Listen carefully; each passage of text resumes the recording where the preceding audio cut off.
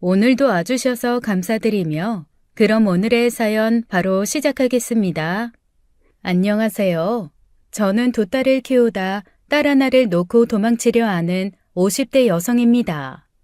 저는 내일이면 잠시 한국을 떠나 있을 생각이에요. 막상 전부 두고 떠나려 하니 여러 가지 생각에 잠이 오지 않아서 제가 딸 하나를 버리게 된 남들에게는 말하지 못할 사정을 여러분에게나마 은밀히 나누어 보고자 합니다. 저는 20여 년 전 첫 번째 남편을 암으로 먼저 보내고 딸과 둘이 됐어요.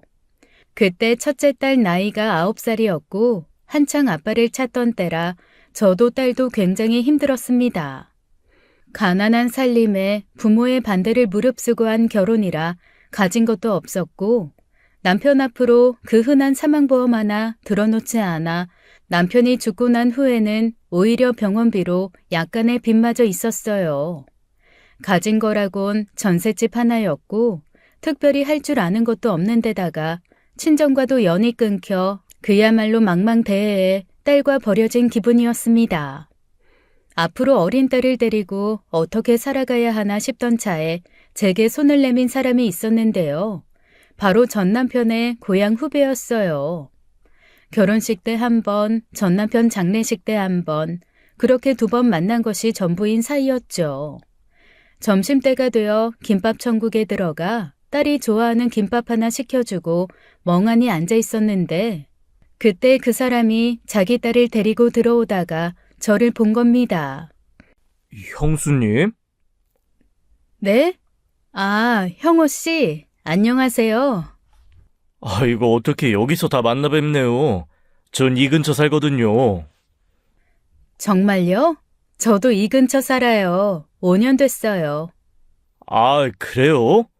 이렇게 근거리에 사는 줄 알았으면 형님 가시기 전에 한번 뵐 걸 그랬어요. 여긴 제 딸 주리예요. 홍주리. 아, 네가 줄이구나. 여긴 제 딸 세나예요. 세나야, 인사드려. 아빠 친구분이셔.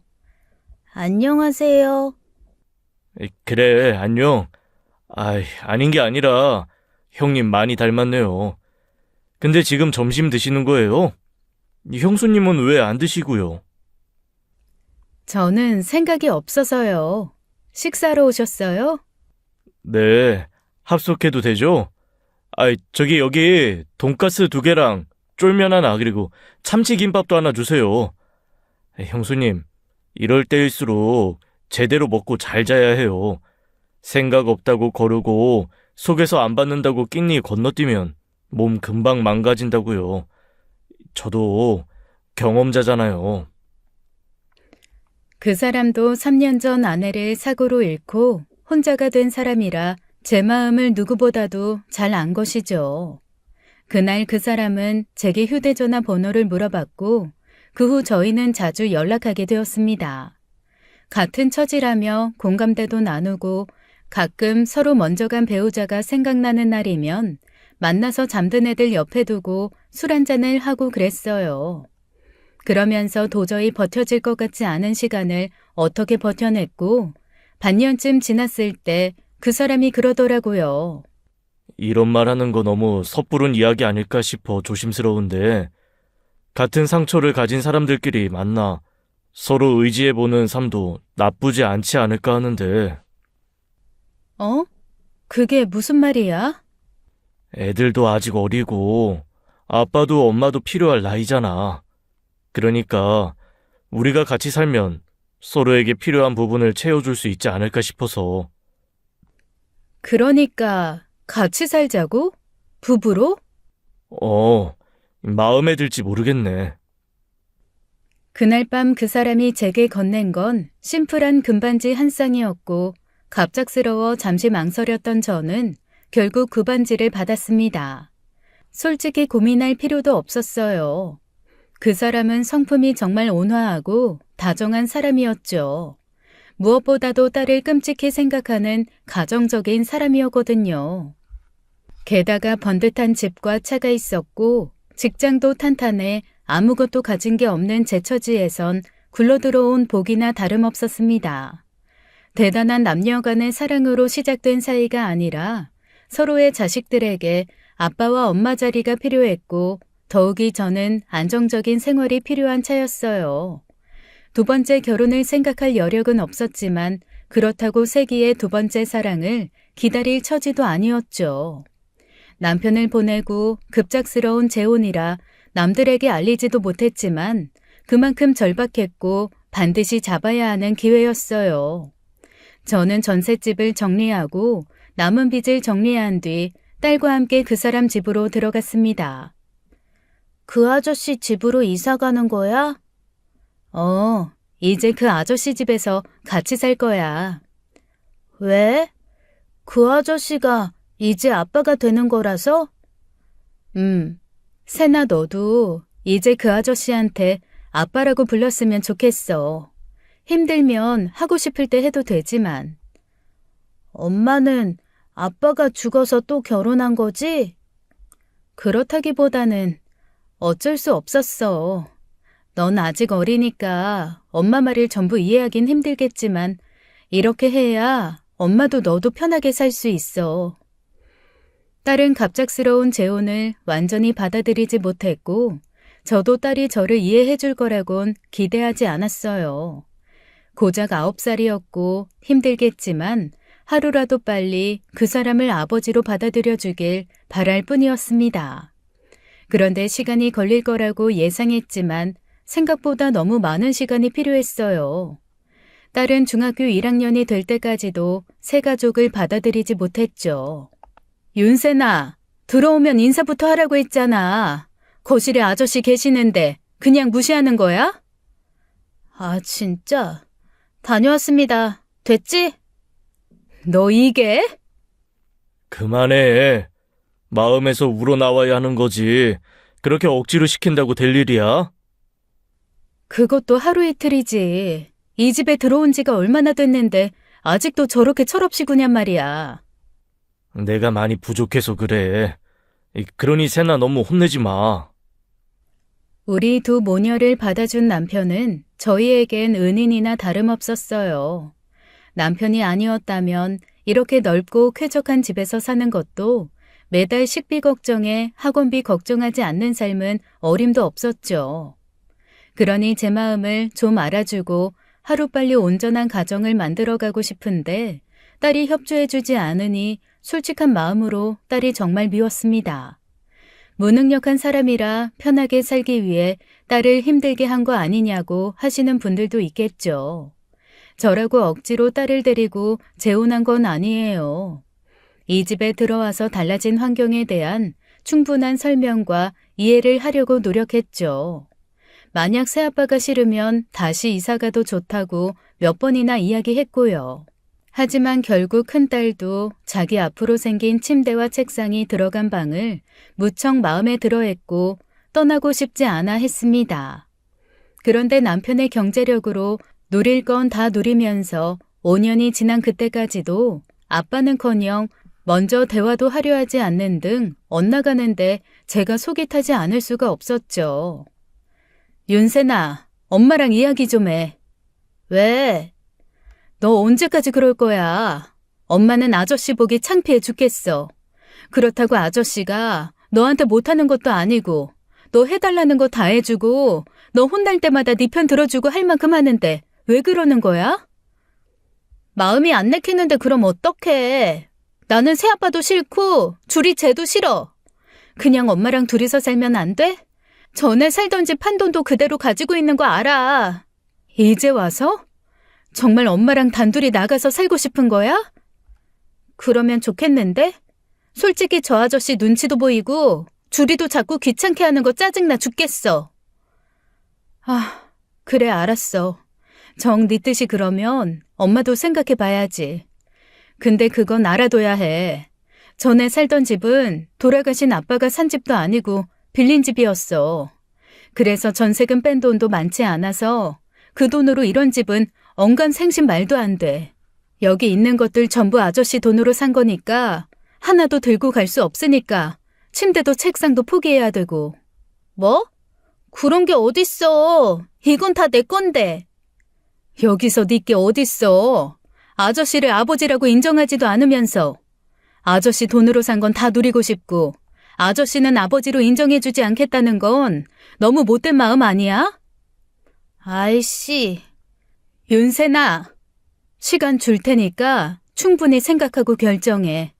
엄마는 그래도 네가 먼저야. 둘이 나가 살면 당연히 힘들겠지만 같이 고생하면서 살 수는 있어. 네가 도저히 아저씨를 가족으로 받아들이기 힘들겠다고 하면 나가는 걸로 하자. 저는 딸에게 이틀의 시간을 주었고 딸은 결국 자기 생각이 짧았다고 나가고 싶지 않다고 하더라고요. 당장은 어렵겠지만 그래도 긍정적으로 남편과 동생을 이해해보려 노력하겠다고 하면서요. 그런 시간을 한두 번이 아니라 정말 손으로 셀 수도 없이 많이 보내야 했어요. 설득한 뒤 설득이 됐나 싶으면 도루묵이었고 다시 설득하면 눈물도 흘렸다가 화도 냈다가 이래서 변덕스러운 사춘기가 힘들다는 건가 싶었고요. 제가 답답한 건 남편이 노력을 해주지 않는다거나 자기 딸과 차별하는 것도 아닌데 큰딸이 일방적으로 남편의 노력을 모르쇠하며 밀어내는 상황이었습니다. 뭐가 불만이면 불만이 있다, 뭘 어떻게 해줬으면 좋겠다, 그런 게 있으면 개선이라도 해볼 텐데 딸은 그저 남편이 벌어다주는 돈은 좋지만 자기한테 신경 쓰지 않았으면 좋겠다, 귀찮게 굴지 않았으면 좋겠다, 그거였거든요. 혼내고 사정하면 그때만 알겠다고 해놓고 결국 또 겉도는 건 큰딸이었습니다. 그에 비해 작은딸은 저를 엄마로 알고 자랐어요. 큰딸이 하도 옆에서 말실수를 해놔서 의도치 않게 제가 친엄마가 아니라는 사실은 알아버렸지만 그래도 제 옆에서 둘도 없는 딸처럼 너무 예쁜 짓만 했습니다. 그러니 제 딸과 비교가 돼서 더 민망하고 얼굴 들기 힘들었고요. 안녕하세요. 주리 어머님. 새학기 상담차 연락드렸어요. 네, 안녕하세요, 선생님.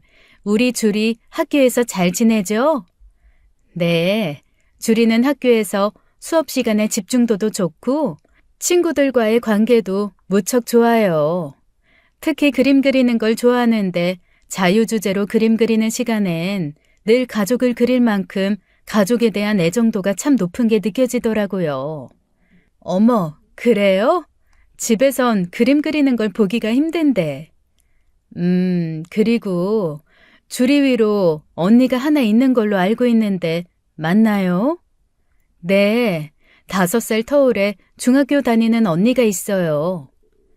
어머님, 아버님은 너무 자길 많이 사랑하는 게 느껴지는데 가끔 언니가 자길 싫어하는 것 같아서 속상하다 그런 이야기를 한 적이 있어요.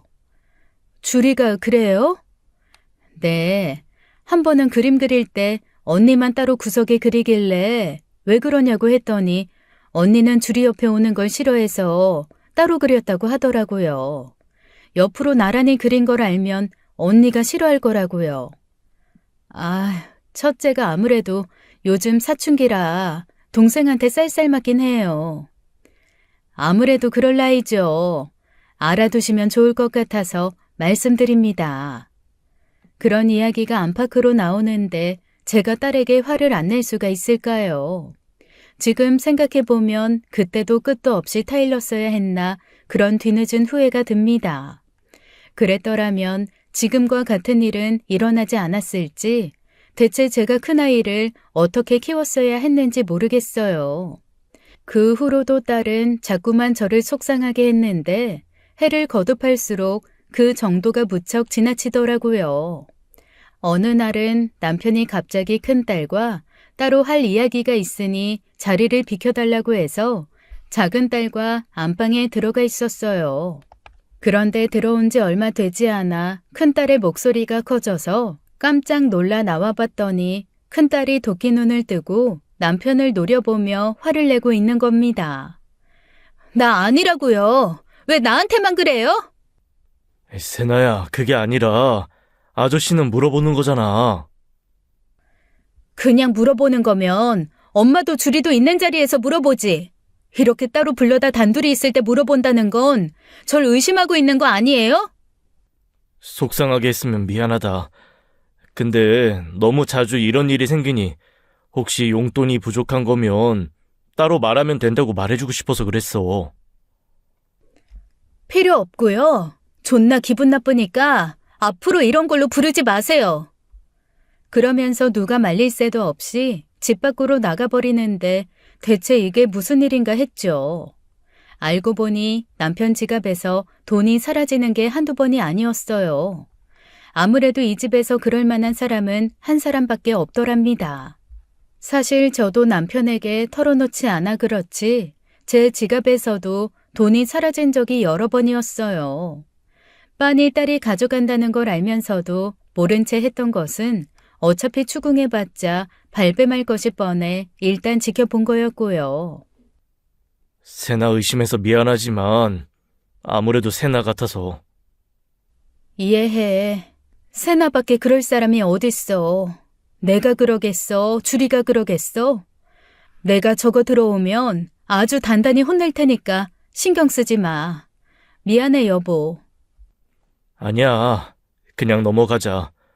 아무래도 내가 잘못한 것 같아. 차라리 처음부터 당신한테 맡겼으면 좋았을 텐데. 나는 정말로 용돈이 더 필요하면 직접 말해줬으면 좋겠다는 생각에서 꺼낸 말이었거든. 내가 방법이 틀렸네. 다시 천천히 해보자. 아무래도 지금 예민해질 시기이기도 하고. 정말 속상해 죽겠어. 당신한테도 너무 미안하고.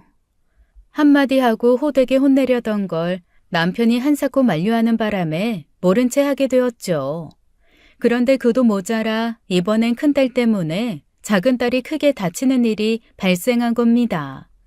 작은딸이 집으로 가는 길에 혼자 걷고 있는데 누군가 밀어 넘어졌는데 그 바람에 무릎이 다 까지고 바닥에 얼굴이 부딪히면서 아랫니가 깨진 거예요. 그 상황을 목격한 경비 아저씨 말로는 뒤에 큰딸이 작은딸을 발로 세게 차 밀어 넘어뜨렸고 엎드려 엉엉 울고 있는데도 뒤에서 가만히 쳐다보고 서 있더랍니다. 저는 평소 안면이 있던 경비 아저씨의 연락을 받고 내려간 거였어요. 입에서 피를 철철 흘리고 있던 터라 그 자리에선 어떻게 된 일인지 파악하지도 못하고 병원부터 가야 했죠. 다행히 치아 신경이 손상된 건 아니었고 이가 부딪히면서 입술이 찢겨난 피였어요.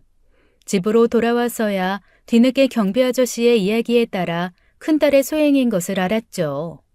그 이야기를 듣고 들어가는데 도저히 참아줄 수가 없어 딸에게 손이 나가고야 말았습니다. 세나 엄마! 너 미쳤어?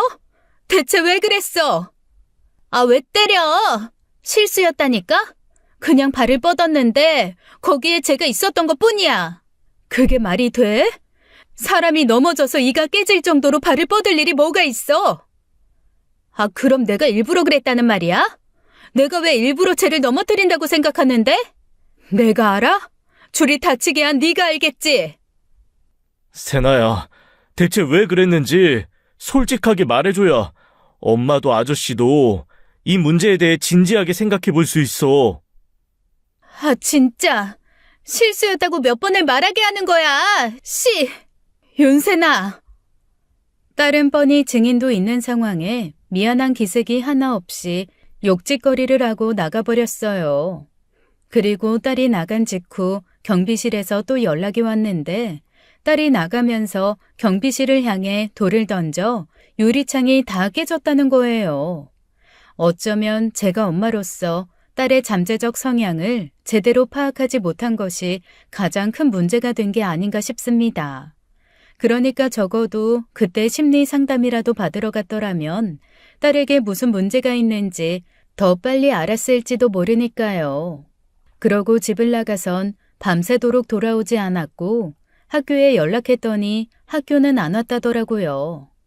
또 집에 들어오지 않을 것 같아 이번엔 학교로 찾아가 딸을 불렀습니다. 딸은 얼굴에 불만과 짜증이 가득한 표정으로 나오더라고요. 딸을 데리고 근처 카페에 데려가 진지하게 이야기를 꺼냈습니다. 남편과 작은 딸에게까지 직접적인 피해를 준 이상 저는 미안해서라도 그 집에 있기 어려웠으니까요. 남편은 절대 안 된다고 했겠지만 저는 그때 애를 데리고 나가야겠다고 결심했어요. 엄마 이혼하려고 해. 뭐? 도저히 이렇게는 못 살 것 같아. 아저씨한테도 주리한테도 못할 짓 하는 것 같아서 너 하나 때문에 그 두 사람이 보는 피해가 어마어마한데 생각해보니까 내가 너 하나 데리고 나가면 끝나는 문제더라. 아이씨, 뭐래? 미리 이야기하려고 부른 거야. 일단 어쨌든 이 이혼의 유책 사유는 너에게 있지만 너는 아직 미성년자니 엄마인 내가 책임져야 돼. 그럼 아저씨한테 얼마간의 위자료도 주고 나와야 하고 그 집에서 우리가 들고 나올 건 아무것도 없어. 엄마가 몇 년 전에 말했던 거 기억하지? 아저씨 돈으로 산 거 전부 놓고 가야 할 거야. 그리고 앞으로 매달 받아가던 용돈도 없을 거고 핸드폰 새로 사주는 거 갖고 싶은 거 그런 것도 이제 못 사줘. 대학도 어쩌면 힘들지도 모르겠다. 그러니까 너도 각오 좀 하고 있어. 저는 정말 진지하게 그 집을 나와 사는 미래를 생각했고 그래서인지 딸에게 제 마음이 잘 전달되는 것 같았습니다. 딸은 인상을 잔뜩 찌푸린 채 저를 바라보기만 했고 저는 그렇게 이야기하고 자리에서 일어났죠. 그리고 재혼을 후회하며 한참 밖에서 머물다 들어갔어요. 변명일지도 모르지만 딸이 있어 한 결혼이었으니까요. 혼자였으면 어떻게든 살아냈을 테지만 딸을 더 좋은 환경에서 편하게 키우고 싶은 욕심에 남편 손을 잡았으니까요. 어쨌든 딸도 뭔가 힘들어서 저렇게 나오는 것 같았고 제 딸 때문에 남편과 작은 딸이 피해를 입고 있으니 이 모든 상황이 저 때문인 것 같았죠. 그렇게 그날 이혼 결심을 굳히고 집으로 들어갔는데 거실에 생각지도 못한 광경이 펼쳐져 있었습니다. 소파에 남편이 앉아 있었고 작은 딸은 멀찌감치 떨어져 눈치만 보고 있는데 큰딸이 저보다 더 빨리 들어와 남편 앞에 무릎을 꿇고 앉아 있던 거예요. 뭐 하는 거야? 잘못했어요. 세나야, 제가 다 잘못했어요. 아저씨가 저한테 잘해주신 거 잘하는데 아저씨를 아빠로 인정하면 돌아가신 아빠한테 미안해서 그런 거예요. 다신 안 그럴게요. 주리도 괴롭히지 않고 나쁜 짓도 하지 않고 말 잘 들을게요. 그랬구나. 그럴지도 모른다고 생각했지만 어쨌든 말해줘서 고맙다. 아저씨한테 아빠라고 부르지 않아도 돼. 세나가 아빠라고 부르고 싶은 사람이 한 사람이면 그래도 된다. 아빠만큼은 아니겠지만 그래도 아저씨한테도 의지를 좀 해줬으면 좋겠어. 아저씨는 얼마든지 너를 도울 생각이니까. 그러니까 저희 엄마랑 이혼하지 마세요. 어? 이혼? 이혼이라니. 설마 아저씨가 너랑 엄마를 쫓아내기라도 할까봐 그러는 거야? 무슨 그런 걱정을 해. 아저씨는 7년 전에 너랑 너희 엄마가 우리 집에 오는 순간 죽을 때까지 책임질 가족이라고 마음먹었어. 그러니까 세나도 이 아저씨 좀 봐주라. 어? 남편은 갑작스럽게 태도가 변한 큰딸의 모습에 감동한 것 같았지만 저는 아니었습니다. 표정도 그렇고 하는 말도 그렇고 자기 반성을 하는 것처럼 보였지만 저는 그게 진심 같지 않았어요. 제가 이혼을 하게 되면 자기가 포기해야 할 것들이 너무 많아지니 그걸 놓치지 않기 위해 저보다 먼저 선수를 친 것 같았죠. 결국 큰딸 때문에 이혼 이야기는 꺼내지도 못했고 그 뒤로 정말 행동이 달라진 것처럼 보이는 딸 때문에 이혼 카드는 잠시 넣어두게 됐습니다. 저는 큰딸을 키우면서 많은 후회를 했지만 가장 후회하는 순간을 꼽으라면 바로 그때였어요.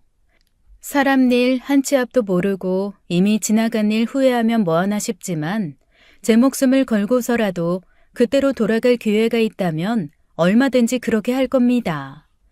남편은 여태껏 없던 일이라며 이번 참에 확실히 가족이 되고자 딸을 친양자 입양을 하고 싶다고 하더라고요.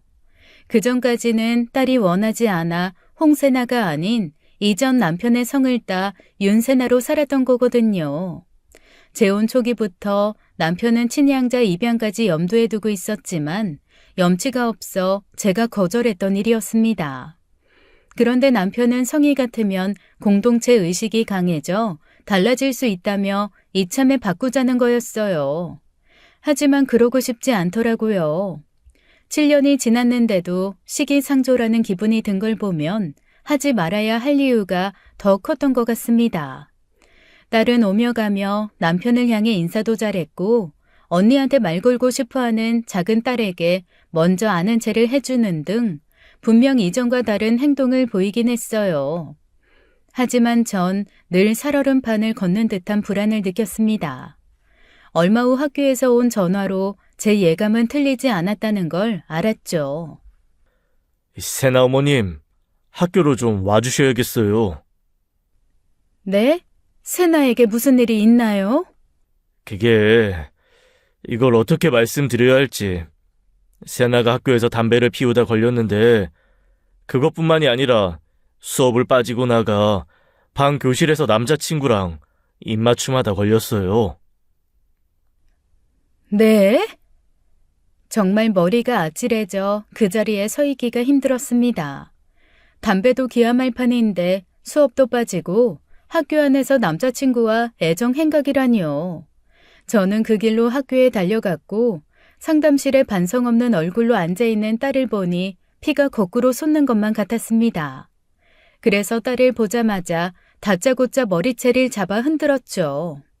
정말 할 수만 있다면 그 머리카락이라도 죄 뽑아버리고 싶을 정도로 엄청난 분노가 일더라고요. 너 대체 왜 그러는 거야? 아, 이거 놔? 놓으라고! 어머님, 진정하세요. 이거 놓으시고 말씀하세요. 내가 너한테 못해준 게 뭐가 있어? 멀쩡한 핸드폰 사달래서 핸드폰 사주고, 방학 때마다 머리 해달래서 비싼 머리도 해주고, 비싼 옷 사달래서 비싼 옷도 사주고, 너가 해달라는 거 못해준 게 뭐가 있냐고. 재혼? 재혼한 거 그것 때문에 그러는 거야? 그거 아니었음. 네가 지금 어떻게 이러고 살아? 담임 선생님을 비롯해 상담 선생님과 교무부장 선생님, 교감 선생님까지 듣고 보는 눈이 많았는데도 부끄럽게도 저는 제 감정을 주체할 수 없을 만큼 화가 났었죠. 그런데 그때 머리를 감싸 쥐고 있던 큰딸이 비웃으며 제게 했던 말에 저는 할 말을 잃고 말았습니다. 능력 없어 남자한테 기생해서 사는 건 문제인지 모르나 보네?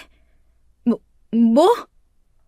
남자 돈이 없으면 딸 용돈 한 푼 줄 능력이 안 돼서 그걸로 협박이나 하는 주제에?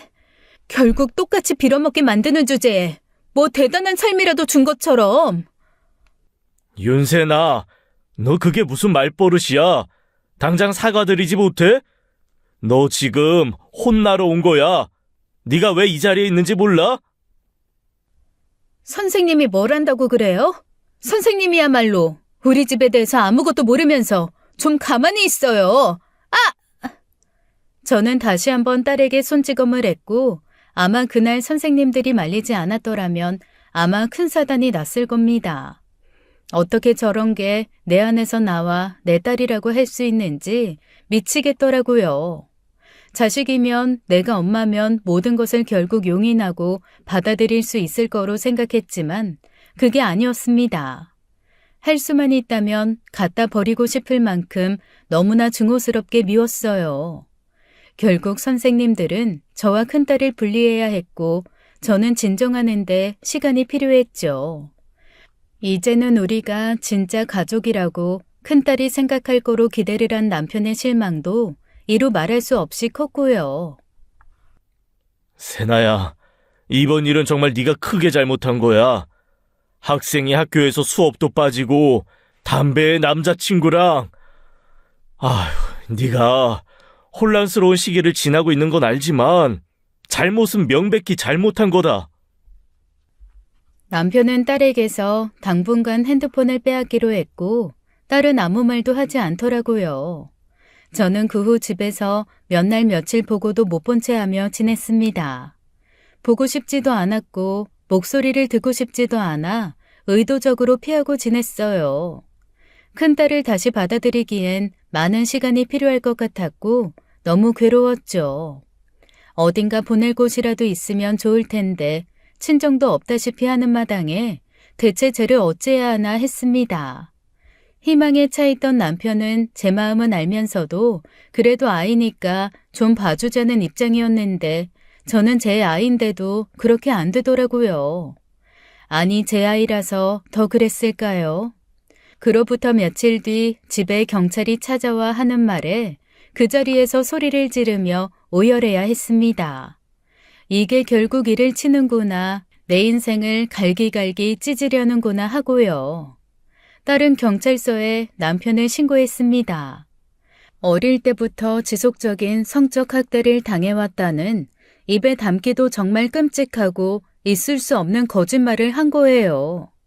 결국 남편은 조사받게 되었는데 경찰서에서 만난 딸은 눈물을 뚝뚝 흘리며 뻔뻔하게 거짓말을 하더군요. 처음에 이 집에 왔을 때부터 아저씨가 제 몸을... 윤세나, 어디서 거짓말이야? 솔직하게 말하지 못해? 어머님, 계속 그렇게 방해하시면 안 됩니다. 어머님은 아이 안정에 도움이 될 거라고 생각해서 들어오시라고 한 건데 나가주시는 게 좋겠어요. 거짓말이에요. 저도 그런 일 없었어요. 제가 장담합니다. 네? 대개 이런 일들은 어머님들 모르게 일어나요. 대부분 어머님 같은 반응을 하십니다. 친아버지가 아니시라면서요. 친아버지가 아니라고 다 그래요? 그 사람은 애한테 헌신을 다했어요. 애한테 못해준 거 하나 없이 인정받으려고 노력한 죄밖에 없다고요. 야, 윤세나, 너 미쳤어? 너 진짜 이렇게 해야겠어? 저는 결국 조사실에서 쫓겨났고 그 자리에 주저앉아 땅을 치며 오열했습니다. 성폭행이라뇨. 조사관을 비롯한 사람들은 아무래도 피해자라고 우기는 딸의 목소리를 들어주고 그 마음을 몰라주는 저를 야속하다고 생각했겠지만 내 인생과 목숨 그 모든 걸 걸고서라도 그건 절대 아니었습니다. 제가 그렇게 억울해 미칠 것만 같았는데 남편은 오죽했을까요? 조사를 받고 나온 남편은 너무 괴로워했습니다. 일단 혐의가 확실한 것은 아니라 수감되진 않았고 집으로 돌아와 이기지도 못할 술을 엄청 마셨어요. 저는 죄인이 된 심정으로 그 옆을 지켰는데 소주 반병을 그대로 들이붓던 남편이 제 앞에 무릎을 꿇는 겁니다. 세나 엄마, 나 진짜 아니야. 나 진짜 그런 적 없어. 나한테도 딸이 있는데, 주리가 있는데 어떻게 세나한테 그런 짓을 해? 알아 여보. 당신이 그런 짓 할 사람 아닌 거 알아. 나 진짜 억울해. 이 세나가 왜 그렇게 나를 싫어하는지 모르겠어. 나는 할 만큼 한 것 같은데, 내가 할 수 있는 만큼 최선을 다한 것 같은데. 남편은 그날 제 무릎에 얼굴을 묻고 많이 울었습니다. 울다 지쳐 술 기운에 잠이 들었어요. 딸은 분리조치가 되어 집에 돌아오지 않았고 작은 딸은 무슨 일인지도 모르고 잠들어 있는 집에서 저는 뜬 눈으로 밤을 샜습니다. 제가 앞으로 뭘 어떻게 해야 할까 했는데 역시 답은 하나였어요. 더는 남편에게 해를 끼치지 못하도록 큰딸을 데리고 집을 나가는 것. 그게 제가 할 수 있는 유일한 일이었죠. 다음 날 남편은 초췌한 얼굴로 집을 나섰습니다. 미안해 여보. 내가 더 잘했더라면 세나가 그런 거짓말까지 하진 않았을 텐데. 당신 잘못 아니야. 내 잘못이지. 내가 진작 세나를 데리고 나갔어야 해. 그랬더라면 당신이 이런 꼴을 당하지도 않았을 텐데 너무 미안해. 그게 무슨 말이야. 우리 부부가 됐는데 세나 문제를 같이 해결해 나가야지. 다시 한번 세나 만나러 가보자. 다시 이야기해보면 마음을 돌릴 수 있을 거야. 세나는 내가 만나볼게. 당신은 일단 회사 다녀와. 나 그래도 포기하지 않을 거야. 세나 어떻게든 마음 잡을 수 있게 내가 더 노력해볼게. 그렇게 남편은 걱정하지 말라는 듯 제 손을 꽉 한번 잡아주며 집을 나섰고 그게 마지막이었습니다.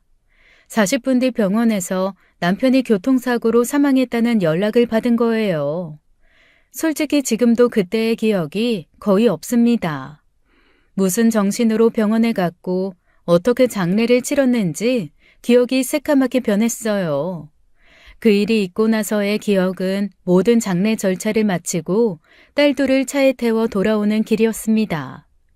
남편을 찾다 울다 지친 작은 딸은 뒷좌석에 잠들어 있었고 큰딸이 제 옆에 조수석에 타 있었죠. 오랫동안 침묵을 지키며 달렸던 것 같은데 집에 다 와갈 무렵 딸이 저를 바라보며 웃으며 그러는 겁니다.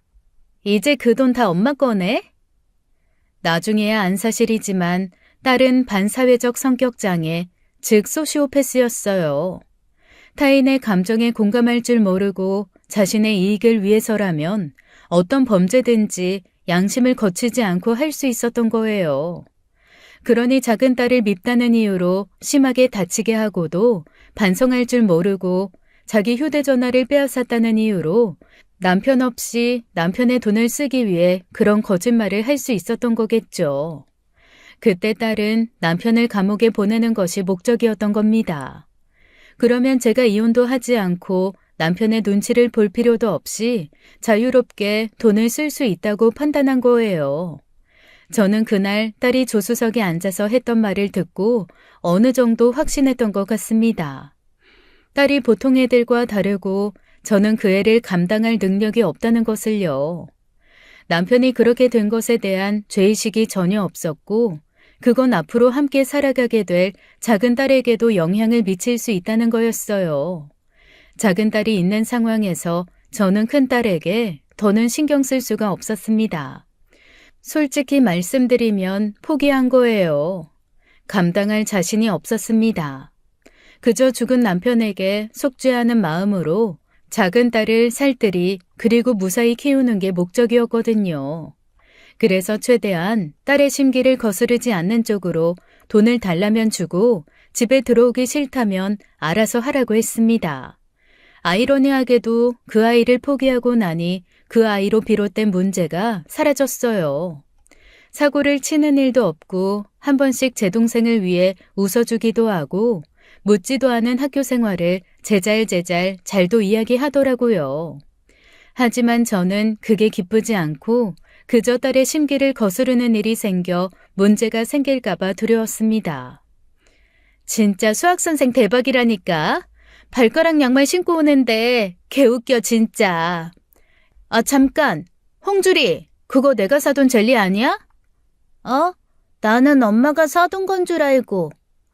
미안 세나야. 주리가 내가 사둔 거라고 생각하고 먹었나 봐. 엄마가 지금 똑같은 걸로 사올게. 뭐 됐어. 먹을 수도 있지. 맛있어? 진짜? 오, 맛있어 언니. 그래, 많이 먹어. 아, 엄마, 나 내일 문제집 사야 하는데 5만 원만. 엄마 지갑에서 꺼내가. 오케이, 땡큐. 그럼 나 학원 갔다 올게.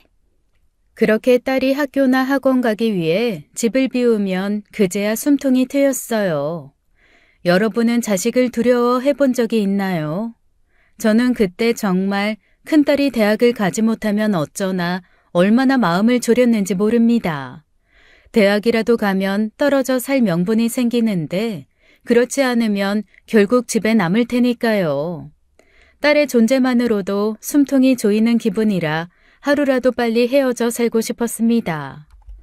다행히 큰딸은 타 지역의 대학에 합격했고 대학 생활에 푹 빠져 집에 거의 오지도 않았어요. 저는 그저 충실히 가진 돈으로 딸이 원하는 만큼 적당히 보내주며 집에 올 일이 없게 했죠. 엄마, 나 이번 방학에 유럽 여행 가고 싶은데 어떻게 안 될까? 유럽 여행? 얼마나 필요한데? 친구들이 한 500이면 될 거라는데. 우리 막 호텔 가서 잘 것도 아니고 되게 저렴한 숙소에서 자고 그럴 거거든. 500? 일단 엄마가 어떻게 마련해 볼게. 고마워. 되는 대로 계좌에 넣어줘. 방학 때 집에 오지 않고 여행이라도 간다고 하면 그게 큰 돈이 들더라도 차라리 나았어요. 제가 일을 시작하게 되면서 작은 딸이 집에 있는 시간이 길어졌는데 저는 어떻게 해서든 작은 딸과 큰 딸이 둘이 있는 상황을 만들고 싶지도 않았거든요. 그렇게 시간이 흘러 큰 딸은 취업을 했고 작은 딸은 고등학교 졸업하자마자 대학을 일본으로 보냈습니다. 엄마, 진짜 혼자서 괜찮겠어? 나는 아직도 이게 맞나 싶어. 아니야, 가는 게 맞아. 능력 되는데 큰 물에서 놀아야지. 능력은 무슨? 엄마가 외갓집 있는 일본에 가서 대학 다니라고 일본어도 가르치고 이렇게 만든 거잖아. 난 할 수만 있음 한국이 좋지. 왜 외갓집에 가래? 외할머니랑 외할아버지는 자주 보지도 못해서 어색한데. 일본에서도 좀 살아보고 아니다 싶음 한국으로 와도 되지. 그 좋은 대학에 합격해놓고 한국에 남는 것도 아깝고. 자주 연락해. 엄마도 자주 갈게. 진짜지? 꼭이다. 작은 딸의 친모가 일본에서 살았더라고요. 제일 교포 3세로 일본에서 자라다가 고등학교 때 친척 따라 한국에 와서 살면서 전 남편을 만난 거였습니다.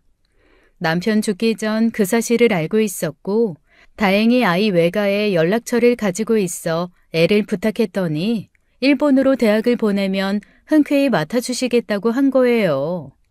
저는 작은 딸을 큰 딸과 떨어뜨려 놓으려고 중학교 때부터 일본어를 학원까지 보내며 가르쳤습니다.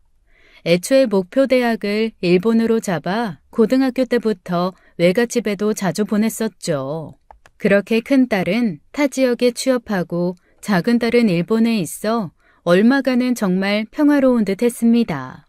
큰 딸이 느닷없이 잘 다니던 회사를 그만두고 창업을 하겠다고 하기 전까지는 말이죠. 이 회사에는 미래가 없어. 죽을 때까지 코딱지만한 월급 받아서 어떻게 집을 사? 그럼 어쩌게? 회사 말고 별 수 있어? 그래서 말인데 마라탕집 한번 차려볼까 싶은데. 마라탕? 갑자기 웬 마라탕? 엄마가 몰라서 그래. 요즘 마라탕 완전히 핫하거든. 우리 때야 학교 끝나고 친구들이랑 떡볶이 먹으러 갔지. 요즘 애들은 3, 3, 5 모여서 마라탕 먹으러 가는 거 엄마 모르지? 마라탕 안 좋아하는 애들 거의 없다고. 아니 그래도 그렇지. 너는 장사 해본 적도 없으면서 갑자기 무슨 장사야? 뭐 장사꾼들은 날 때부터 장사꾼인가? 나도 해봐야 경험이 쌓이지. 내가 아주 기가 막힌 곳 찾았거든. 거기가 중학교 앞인데 300m 옆에 고등학교까지 있어. 대박이지?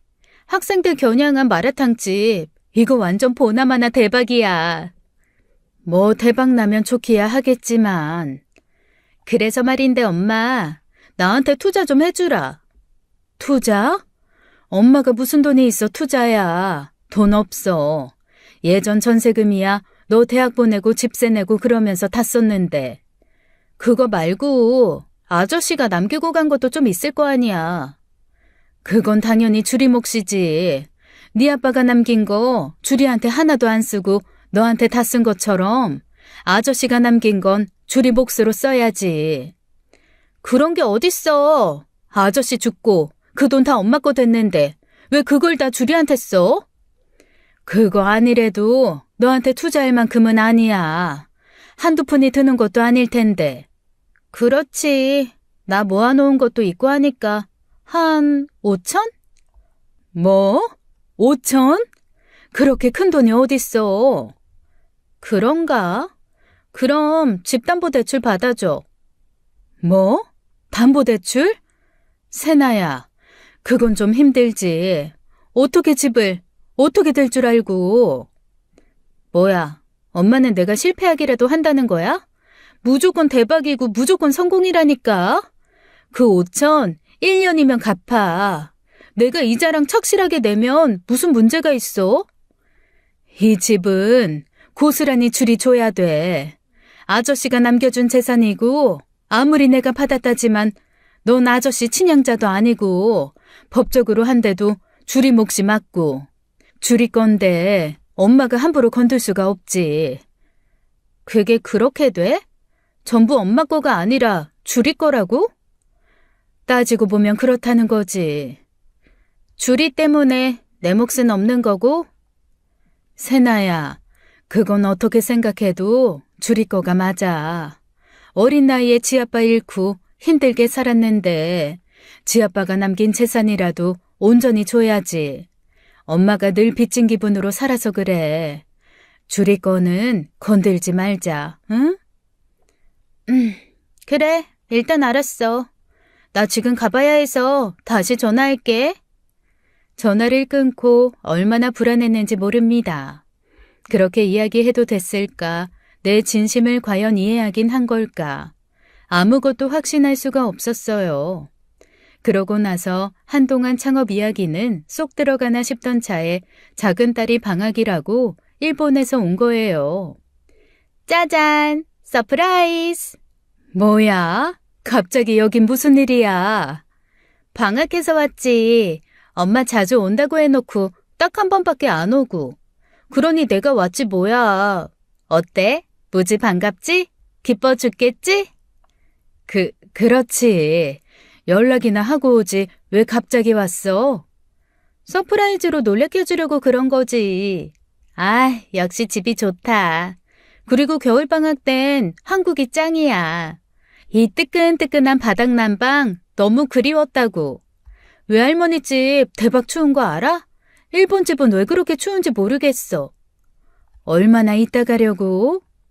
글쎄, 한 달쯤? 뭐야, 엄마는 벌써 나 보낼 생각부터 하는 거야? 그게 아니라 언니도 올지도 모르고 불편할까봐 그렇지. 언니? 아, 엄마는 내가 언니랑 있는 거 안 좋아하지? 안 좋아하는 게 아니라 불편할까봐 그런데도. 나도 알아. 언니 나 싫어하잖아. 어렸을 때부터 그랬는데 뭐. 작은 딸은 그런 말을 섭섭한 기색도 없이 아무렇지 않게 이야기하더라고요. 그냥 싫어만 하면 얼마나 좋을까요? 결국 작은 딸이 집에 와 있는 동안 큰 딸도 내려오게 되면서 서로 만나고야 말았습니다. 작은 딸은 큰 딸이 자기를 싫어한다는 걸 알면서도 아무런 내색도 없이 맞이하더라고요. 언니, 오랜만이야. 잘 됐다. 이거 봐. 내가 언니 주려고 몇 개 챙겨왔는데. 이게 뭔데?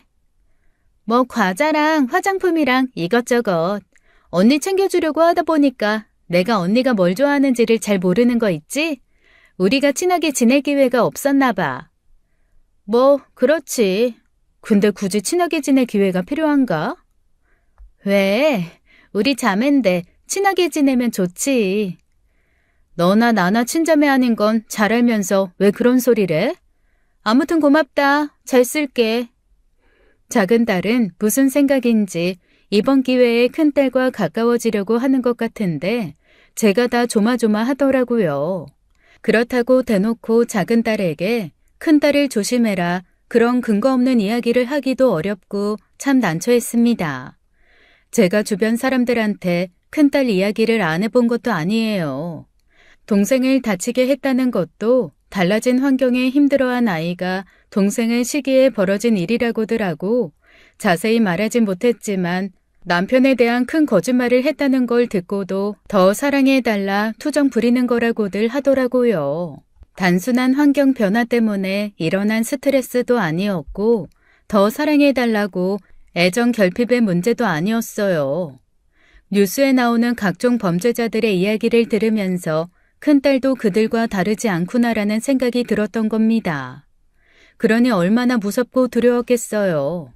그런데 작은 딸은 제 속도 모르고 그냥 집에 있으라는데도 자기 언니가 같이 나갔다 오자는 말에 선뜻 따라 나서더라고요. 추운데 어딜 나가려고 해. 그냥 집에 있지. 한국의 겨울맛도 좀 제대로 느끼고 가야지. 언니가 드라이브 시켜준다니까 잘 놀다 올게. 그리고 그날 결국 사고가 났고 작은 딸이 다리를 쩔뚝이며 집으로 들어오는 겁니다. 뭐야, 왜 그래? 아, 별거 아니야. 내가 괜히 언니 차 앞에 있다가 그렇게 됐어. 차 앞에 있다가? 그게 무슨 소리야?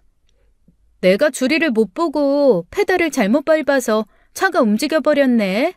하마터면 큰일 날 뻔했지 뭐. 동생 치고 감옥 갈 뻔. 너는 농담이 나와? 어디 봐. 얼마나 다쳤어?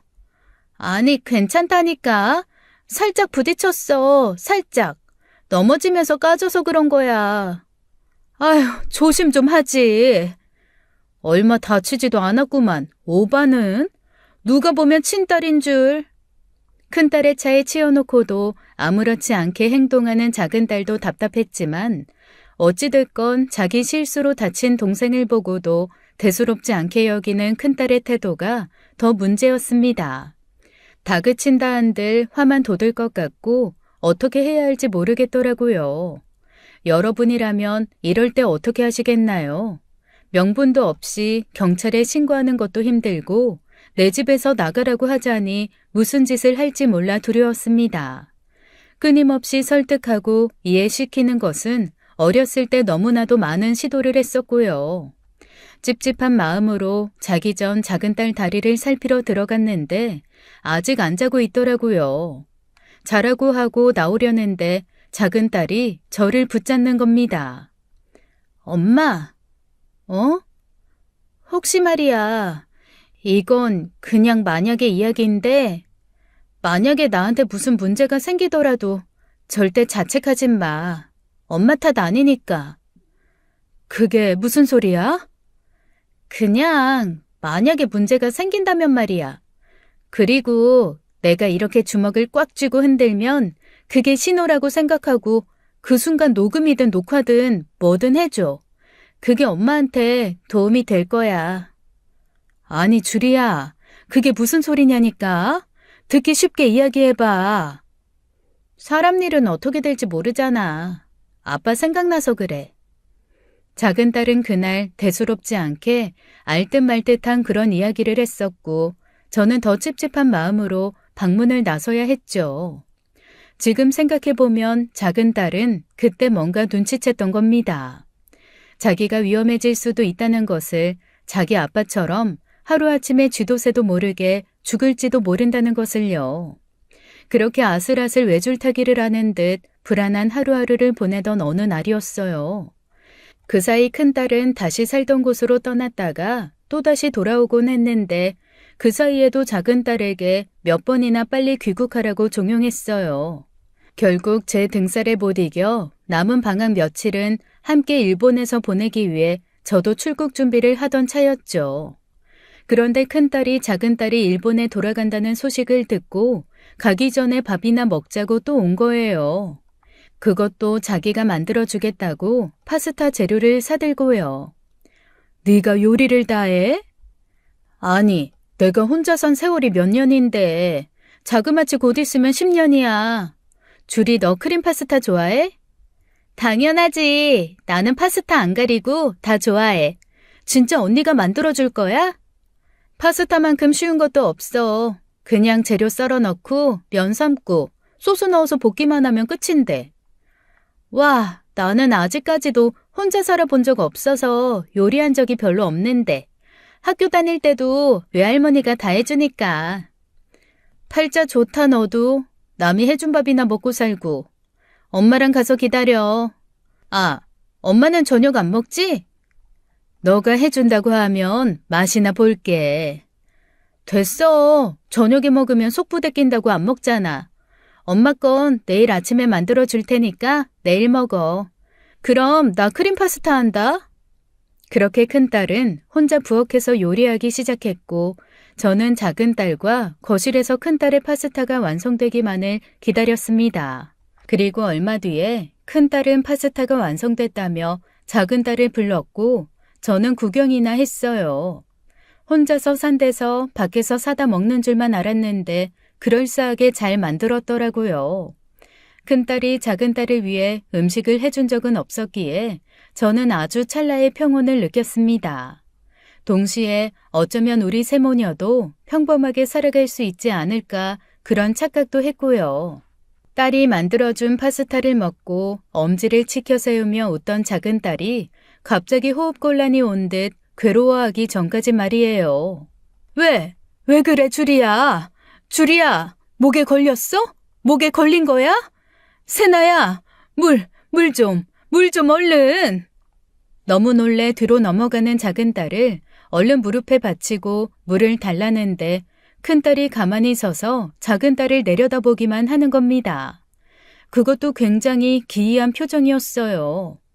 굉장히 호기심 어린 표정이기도 하고 뭔가 관찰하기도 하는 표정인 게 저는 그걸 보자마자 그제야 알아챈 겁니다. 음식에 뭘 넣었구나. 작은 딸의 목에 뭔가 걸린 게 아니라 어떤 이유로 숨통이 막히고 있구나 하고요. 그때 작은 딸이 갑자기 허공에 주먹을 치켜들고 부르르 떠는데 얼마 전 작은 딸이 했던 말이 떠오른 거예요. 자기가 주먹을 꽉 쥐고 흔들면 그게 신호라고 생각하고 녹음이든 뭐든 해달라는 말이요. 저는 일단 휴대전화를 가져다 119에 신고를 했고 그러면서 녹음 버튼도 눌렀습니다. 주리야, 엄마야, 정신 차려봐. 주리야. 숨쉬기 어려워하던 아이가 갑자기 고개를 바닥으로 획 꺾더니만 구토를 하기 시작했고 저는 당장이라도 작은 딸이 어떻게 될까 두려운 와중에도 할 수 있는 거라곤 등을 두드려주는 것밖에 없었습니다. 컥컥대며 위에 있는 것을 죄다 쏟아내는데 그 와중에 큰딸이 그러더라고요. 와, 진짜 빠르네. 그땐 그게 무슨 말인지 자세히 알 수 없었습니다. 이내 구급대원들이 와 실려갔고 저는 파스타를 접시째 들고 따라 나섰어요. 그런데 큰딸이 저를 붙드는 겁니다. 그건 왜 가져가? 애가 이걸 먹고 저렇게 됐는데 일단 가져가 봐야지. 병이 있을 수도 있는 거지. 내가 만든 파스타 때문이라는 증거 있어? 내가 그랬다는 거야? 일단 뭐가 문제인지 모르니까 당장 먹은 것부터 가져가는 거야. 그게 당연한 거고. 아니, 놓고 가라니까. 이거 놔, 윤세나. 엄마 지금 엄청 참고 있는 거니까. 큰딸은 저를 놓아주지 않을 기세였지만 저는 파스타 반절을 흘리면서 딸의 소나귀에서 벗어났습니다. 병원에서는 독성 물질에 의한 중독 증상이라고 하더라고요. 자세히 설명하긴 어렵지만 생각보다 주변에서 구하기 쉬운 물질이 사람 생사가 오가게 한다는 데에 충격이 되었고 그걸 큰딸이 작은 딸에게 썼다는 사실도 충격이었죠. 천만다행으로 빠르게 구토를 한 점과 병원에 도착하자마자 위세처까지 끝낸 점, 그 전에 독성 물질이 치사량에 도달하지 않은 점으로 죽다 살아난 거라고 보면 된다고 하더라고요. 작은 딸은 빠르게 일반 병실로 옮겨졌어요. 큰 불안 증세를 보여 약물에 의존해 겨우 잠이 들었습니다. 그런데 뒤늦게 작은 딸의 병실로 온 큰딸이 하는 말이 가관이었어요. 아, 뭐야, 왜 살아있어? 뭐라고? 엄마 때문에 다 망쳤잖아. 제가 없어야 제 몫의 유산을 내가 쓰지. 너, 그러니까 지금 집 때문에 그런 거야? 주리 앞으로 남겨주겠다는 집이 갖고 싶어서? 그러니까 담보대출 좀 해주지. 내가 꼭 이렇게까지 움직여야 돼? 큰딸은 짜증을 내며 나가버렸고 저는 다리가 풀려 주저앉고야 말았습니다. 제가 지금 무엇을 들었나 싶었어요. 그러니까 제 입으로 유산이 탐나 동생을 죽이려 했다 자백을 한 셈이잖아요. 그런데 어떻게 그런 말을 저렇게 아무렇지도 않게 다 잡은 물고기 놓친 사람처럼 하나요? 저는 딸이 오는 순간부터 녹음 기능을 켠 휴대전화가 제대로 작동했는지 확인한 후 곧장 경찰서에 신고를 했습니다. 이젠 심증이 아니라 확실한 물증이 있었고 무엇보다도 제가 똑똑히 들었으니까요. 자식이라서 엄마라서 그냥 넘어갔다간 남의 자식 또 알지도 못하는 누군가가 큰딸에 의해 피해자가 될 것만 같았습니다. 그러니 결국 제 손으로 제 딸을 신고해야만 했던 거예요. 딸은 살인미수죄로 잡혀 들어갔는데 제가 신고했단 사실을 알고 정말 실핏줄이 터지도록 울부짖더라고요. 엄마, 진짜 엄마야? 엄마가 나를 신고했다고? 어떻게 엄마가 그래? 어떻게 엄마가? 그래놓고 법정에 서서는 판사 앞에서 눈물을 뚝뚝 흘리며 잠시 미쳤었던 것 같다. 재혼 가정에서 사랑받고 자라지 못한 상처 때문에 잘못된 선택을 했다며 악어의 눈물을 흘리는 겁니다.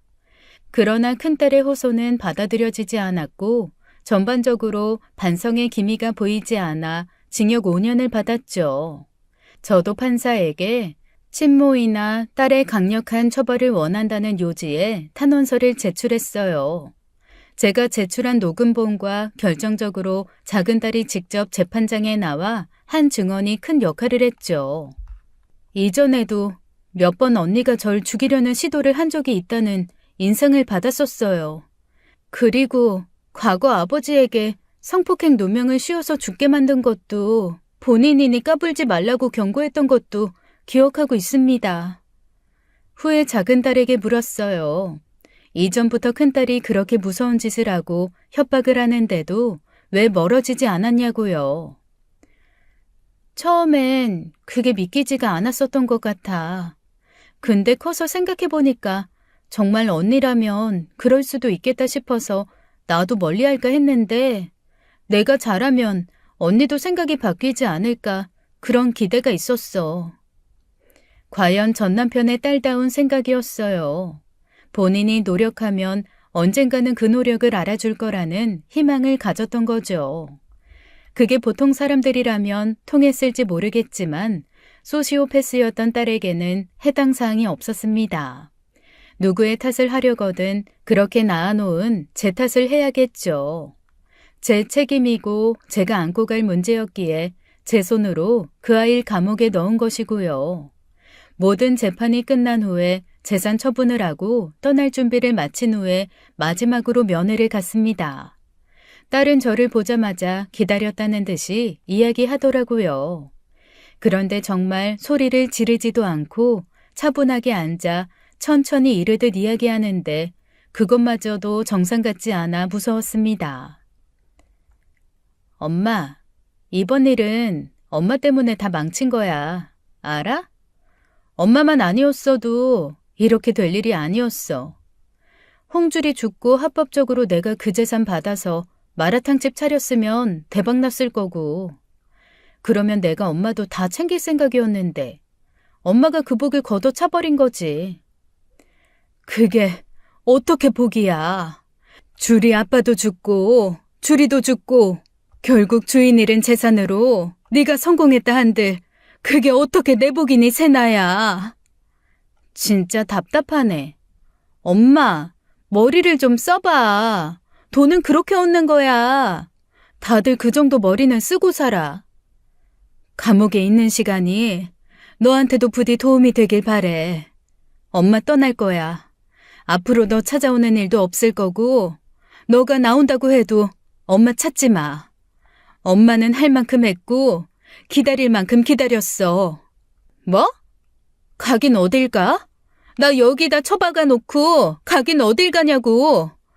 엄마가 이제 내 인생 책임져야지. 이대로 가면 내가 엄마랑 홍줄이 못 찾을 줄 알아? 다 찾아. 다 방법이 있다고. 절대 못 찾는 곳에 꽁꽁 숨길 거야. 너가 여기서 나오는 날을 대비해서 너가 줄이 절대로 찾지 못하게 엄마가 숨겨야지.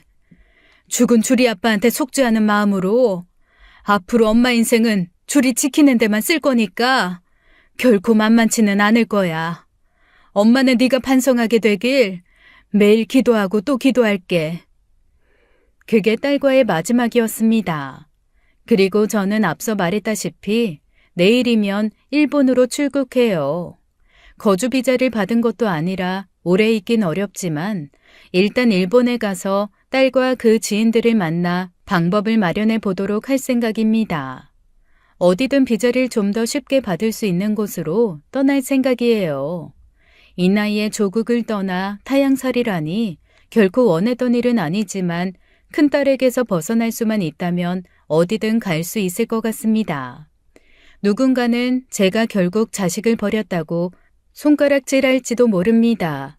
그래서 누구에게도 하기 힘든 이야기, 익명을 빌어 임금님 귀는 당나귀 귀라는 심정으로 털어놓고 떠나려는 거고요.